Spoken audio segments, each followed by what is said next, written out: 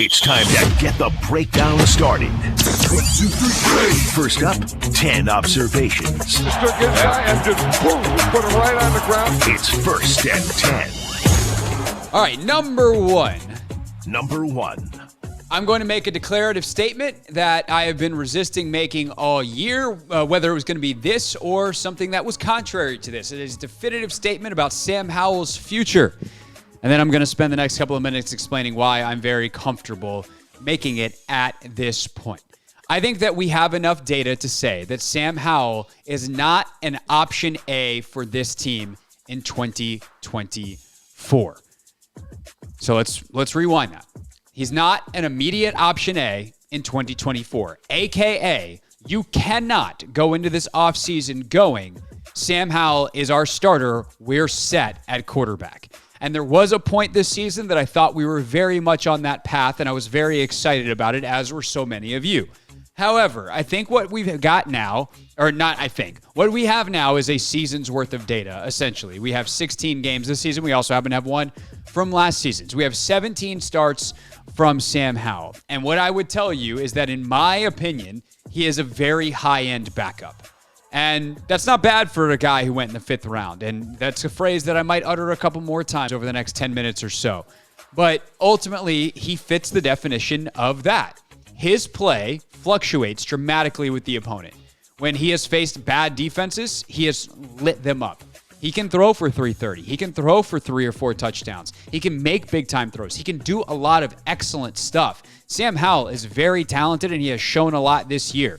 The slot fade that he throws to Terry McLaurin on Sunday is great, but it's a throw that a lot of NFL quarterbacks make.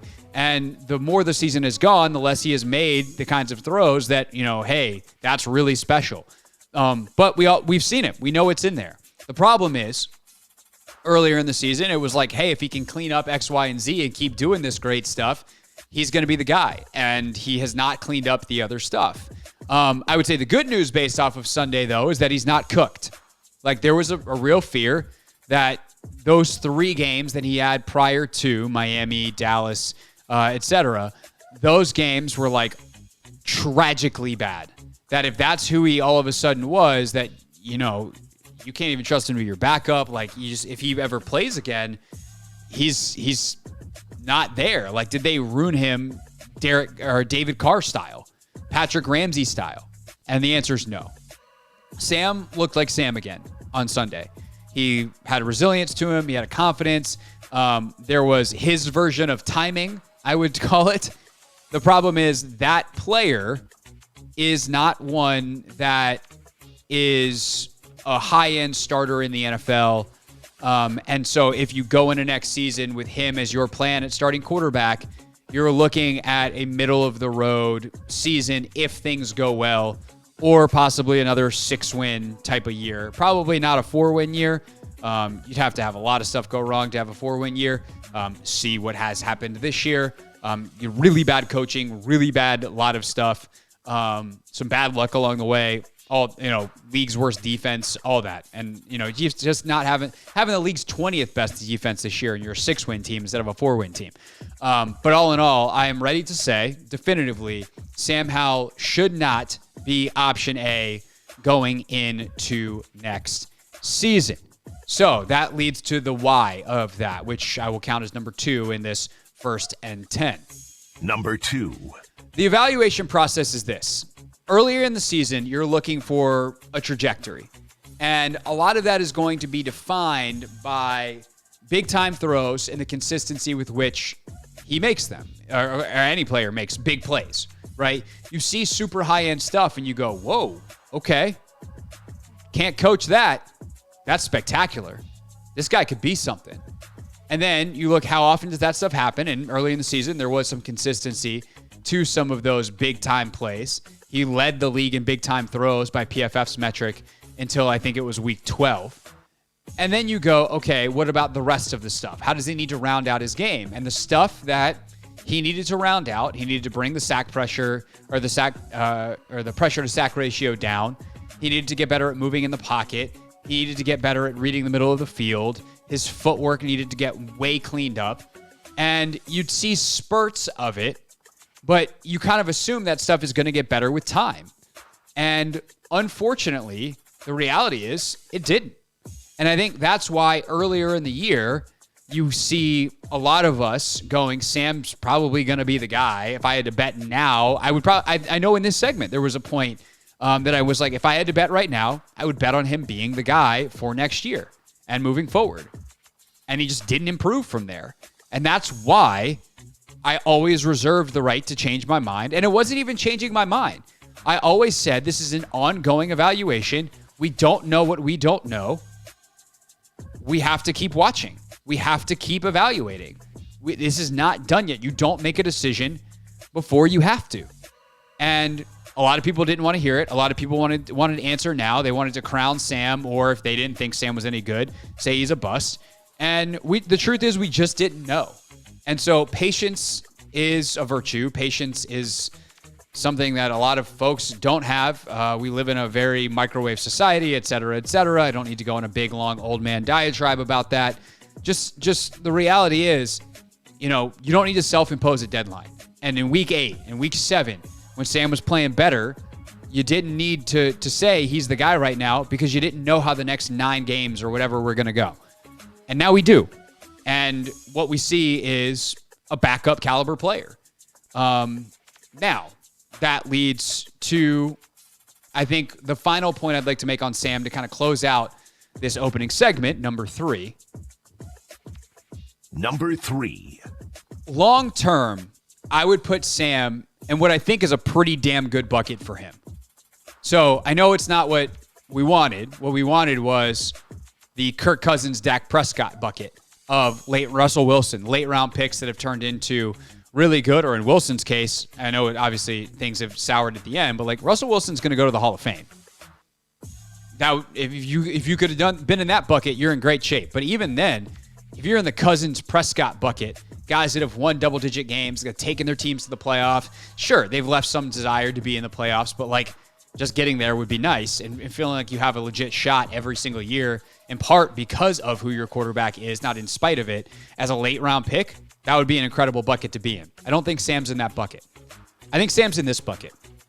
It's the bucket that includes Geno Smith, that includes Baker Mayfield, that includes a guy like Jameis Winston. And another name I'm going to throw in there is like a wild card type of name is Nick Foles. Now, it's worth pointing out, Smith, Foles, second rounders, if I'm remembering correctly on Foles, Mayfield, Winston, not just first rounders. Those guys were 1-1 overall. If it was a 5th round pick, you get into that bucket, that ain't a bad place to be. But what those guys are guys who are in the right system with the right coaches and the right supporting cast, along with the right defense on the other side, could win you 11 games if you have a good year. Like everyone stays healthy and everything is right around them. That's not a bad place to be. And maybe they could even win you a playoff game. I mean, the reason I picked Foles in there is because, shoot, if he gets hot at the right time, a.k.a. January or February, Nick Foles won a bleeping Super Bowl. But I think part of the reason Nick Foles wins a Super Bowl is because he is the backup. They don't win that year if Nick Foles is playing the whole year and the whole league has tape on him in that offense and all that kind of stuff. No, like Nick Foles benefited from only having to do it for 4 games. Jameis Winston, plays over the course of a season, 30 touchdowns, 30 picks. Like that's kind of what Sam's doing this year. Not quite that extreme. And no one's ever done it as extreme as Jameis. He's the only 30-30 guy ever most of the time, because if you throw that many picks, you never get a chance to throw 30 touchdowns. But Sam is kind of that super high pick, super high touchdown guy. He's accounted for 25, I think, total touchdowns, 20 through the air, 5 on the ground. And realistically, I think that's who he's going to be. And I think what's happening right now is, if you want to look at a long-term prognosis for Sam, and just through the lens of him, not through the lens of Washington, which we'll obviously get to, and we'll take some calls later this hour on what Washington should do, not next year, but next week. Do you let him start this final game? Do you start Jacoby Brissett? We can go through it here at 4:30. But realistically, what Mayfield's done and what Geno, I think, is really done more extreme, because Baker kind of got chances along the way. Geno just had to sit. Geno had some success early, but mostly some struggles early, obviously amplified by being a New York Jet and everything that goes with that. You then have years of sitting behind Russ, learning, seeing how it's done at a high level, being patient, being a good teammate, growing up in his case. I think there's a lot of maturation that happened for Geno specifically. I don't know that Sam has to do a lot of that. He seems like a very mature kid, but everyone has their things they need to learn, personal or professional. And then Geno comes out and he balls out to, here later in his career. Baker's having a resurgence in Tampa. Could that be Sam in 4 years when he'd only be 27? Because that's the other thing. Sam is young. He's only 23. He's younger than some of the guys who are going to be drafted this year. And he'll be going into year 3. That's important to remember. He's got a lot of room to grow. But as an organization, you have to decide, is that worth it for you? And also, you have the business side of he is going into year 3 of a 4-year rookie contract. So if he all of a sudden does pan out on some level, how much do you want to pay him? And do you get stuck in a Daniel Jones situation where you're not really that sure, then you pay him a bunch of money, and then obviously it's gone terrible for New York because Jones got hurt, but he wasn't any good before he got hurt this year. So all in all, Sam's not in a terrible place for the long term in his career. I think he can play. I think he's proven that. I don't think he's proven that he can play consistently at a high level. And that is enough for you as an organization to continue searching for something else at quarterback. However, it also means next year, if the draft falls in a bad way or you don't like any of these quarterbacks, and now everyone, of course, wants their team to take Michael Penix because they've watched one college football game all year, but you don't like any of these quarterbacks, that if you use Howell as a bridge guy, the bridge is all right. But you are ultimately looking to find your CJ Stroud, your Patrick Mahomes, your number one true guy. And I would be very surprised at this point if Sam Howell ever got to that based off of now a full season's worth of data to make that evaluation on. Number 4. So do people believe me when I tell you the run game is good now? It was funny watching Twitter on Sunday and being like, oh, hey, they run the ball. This is cool. Until that final carry that Ron inexplicably gave Brian Robinson for 2 yards at the end of the game. Let's use all our timeouts in a game that we're down double digits and then come out and run the ball with the first play. What are we doing? A lack of organizational cohesiveness, a defining aspect of the Ron Rivera era. Anyway, point is, until that, the running backs were averaging over 5 yards a carry. Still, they averaged in the 4.8, 4.9 range for the game. They just have good backs, straight up. This offensive line is built to run versus pass protect, which is hilarious because they pass the ball more than anyone else in the league.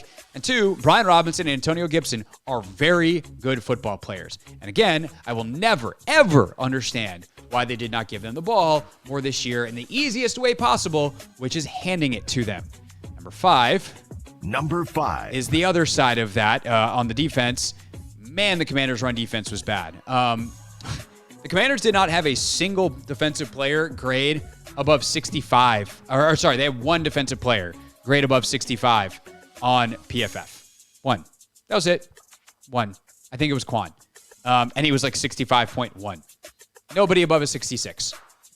Brutal. And the biggest reason why is because when it came to running the ball, the Niners got whatever they wanted. McCaffrey, all their other backs down the list, Debo, they all were able to get big chunks with consistency, and it just doesn't make sense on a defense that has John Allen and Daron Payne in the middle.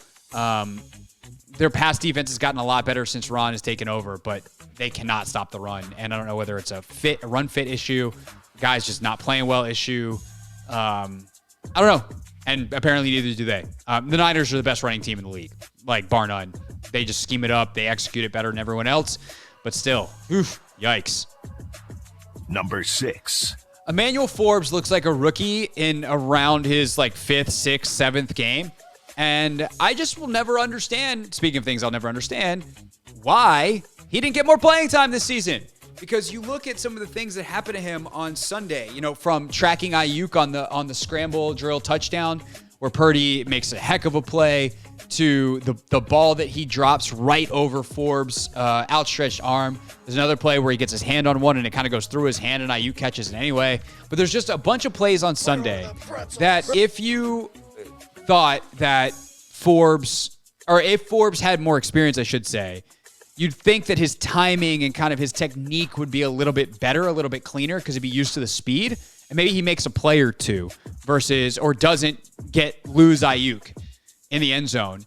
And experience matters. And, well, it doesn't make a whole lot of sense that the first round pick didn't get the chance to get experience. Meanwhile, Number 7. Quan Martin may be their best defensive player the last couple of weeks. And they let him play through mistakes, and they let him grow into his role this season. And there were times where it was really, really bad, but they just kept putting him out there and coaching him up. And Quan has developed into a really, really solid football player that I think has the potential to keep growing into a, not just a solid young player, but like a good NFL player, which is what you want from a second-round pick, something the Commanders haven't gotten out of a second-round pick in a long time, maybe since Preston Smith, who I was reminded is still good this weekend as I got the chance to watch the Packers and Vikings on Sunday night. You're like, oh, yeah, he used to be here. They let him go. And now he's still sacking quarterbacks. Cool. If only this team needed an edge rusher. Anyway, the point is that Quan got to play through stuff, and the experience has helped him grow.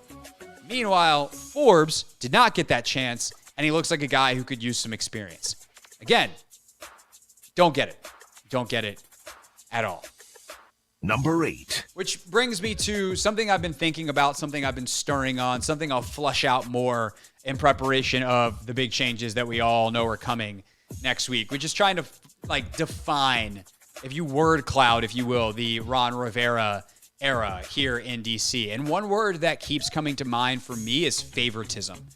And the reason I go favoritism is it just feels like there are some guys who get good quality, what you'd want treatment, and other guys who get the raw end of the stick.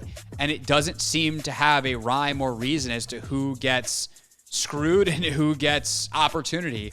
And sometimes the guys who get opportunity probably should get less opportunity. Like, who is he loyal to and who is he not? From coaches to players to whatever. Like, there's no consistency to it. And I think that's something you feel. And so, we'll talk about the culture change and whether or not it was real and are they better, are they worse, and try to make sense of all of that more so next week when it's over.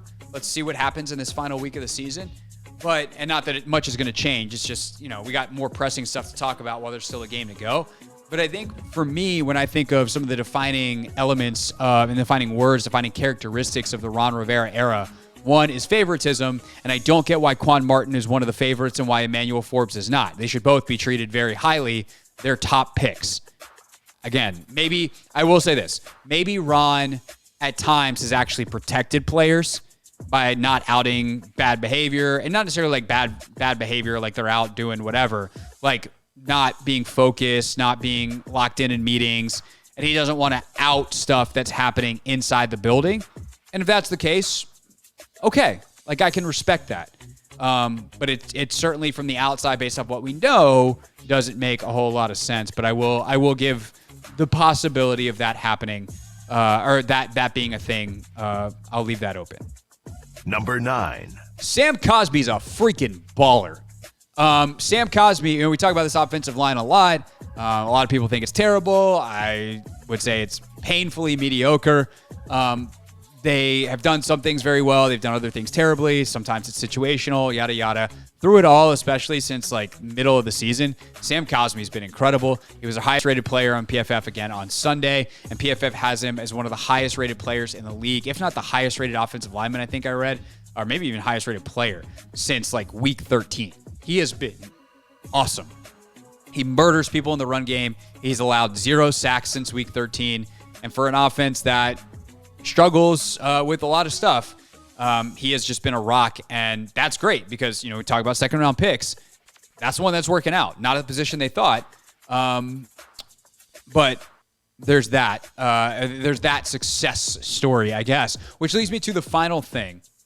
Number 10. Andrew Wiley, contract-wise, makes sense to bring back. I don't know that he makes sense at right tackle. So if you can bring in a free agent right tackle that you feel really good about and address left tackle in the draft, that second pick or third pick or whatever it winds up being, or second round, whatever it winds up being, but you can address left tackle in the draft. Or even if Leno is back, you could have a good offensive line next year if Ricky Stromberg works out and Andrew Wiley shifts into guard and plays guard at the level that I think most people think he's capable of and that he's played out at the past. Like, if your offensive line is free agent right tackle who's good, Cosme, you're stud on the right side. Stromberg would as your third round pick in his second year at center, like, he can succeed. And then your left guard would be Wiley, and then left tackle either Leno or hopefully an upgrade. And again, Leno's like a middle of the pack tackle. So if you can upgrade, that means you're getting a top half good left tackle. That offensive line's pretty darn good, and you should be able to have a much different offense and success rate on offense thanks to the line next season. Just a thought. So that is First and 10 takeaways, 10 thoughts after watching the game on Sunday. I guess technically we'll do one more. I don't know how much purpose it'll have, but we will do one more next week. And then during the playoffs, we also do playoff version First and 10. So we got First and 10 for you on Mondays, or in this case, Tuesday, all the way through the Super Bowl. Hey, this is DA, and you're listening to The Hoffman Show on the Team 980 and the Odyssey app.